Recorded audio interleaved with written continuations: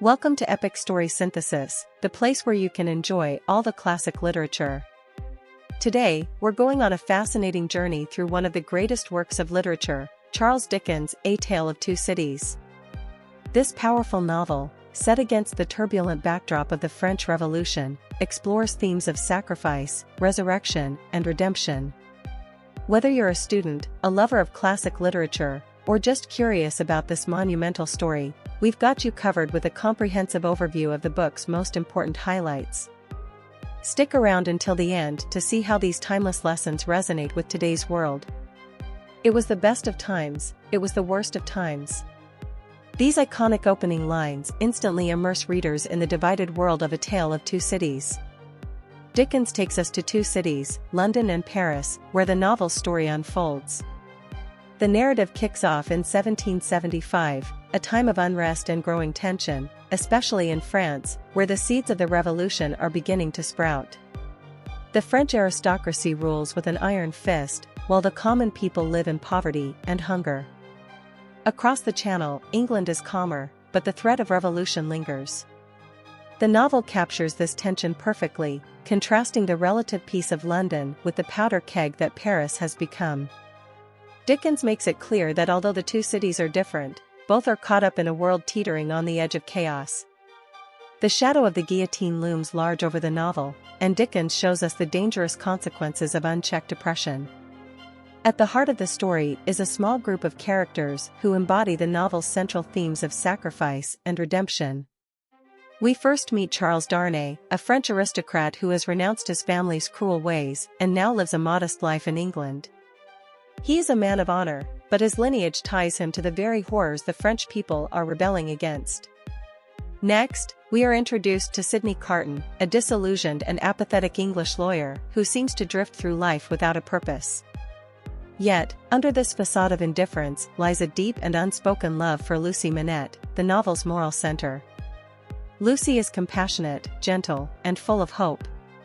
She is often described as the golden thread who ties all the characters together, particularly her father, Dr. Alexander Manette, who has suffered greatly after being wrongfully imprisoned in the Bastille for 18 years. Dr. Manette's release and the restoration of his health through Lucie's love is the first of many resurrections in the novel, as characters are repeatedly brought back from the brink of despair.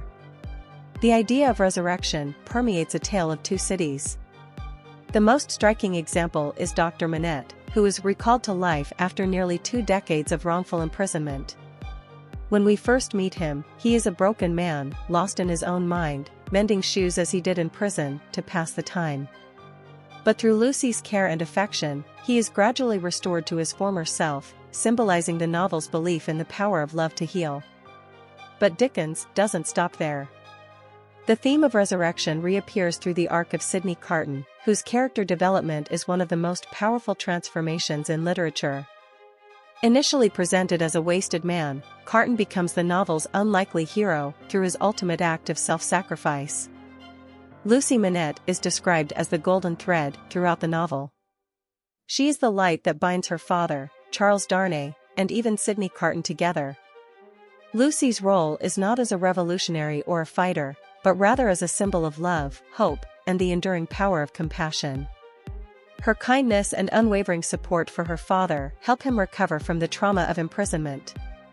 Later, her love for Charles Darnay sets in motion the novel's climactic events, as she becomes the object of Sydney Carton's unrequited love. Lucie's quiet strength is what sustains her family and friends through the darkest moments of the Revolution. The novel's second half plunges us into the chaos of the French Revolution. The storming of the Bastille, the rise of the Reign of Terror, and the brutal executions via the guillotine are depicted in vivid, chilling detail. Charles Darnay's return to France marks a turning point in the novel. Despite having renounced his aristocratic title, he is arrested by revolutionaries simply for being born into the wrong family. The revolution's ferocity is personified in Madame Defarge, a vengeful woman knitting the names of her enemies as she waits to see them fall. Her hatred knows no bounds, and she represents the darker side of the revolution, one driven not by justice, but by a desire for blood and revenge. The most emotional and profound moment of the novel comes in its final chapters. Sidney Carton, who has lived a life filled with regret and missed opportunities, decides to make the ultimate sacrifice.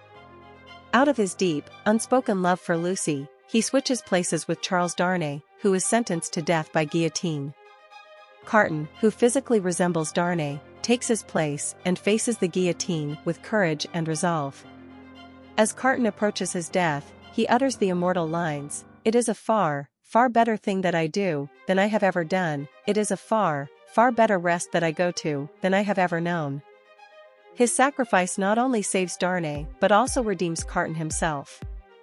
In giving up his life, Carton finds peace, meaning, and redemption, achieving a resurrection of his own. The final lines of A Tale of Two Cities are among the most famous in all of literature. They remind us that, despite the horrors of the Revolution, there is hope for the future.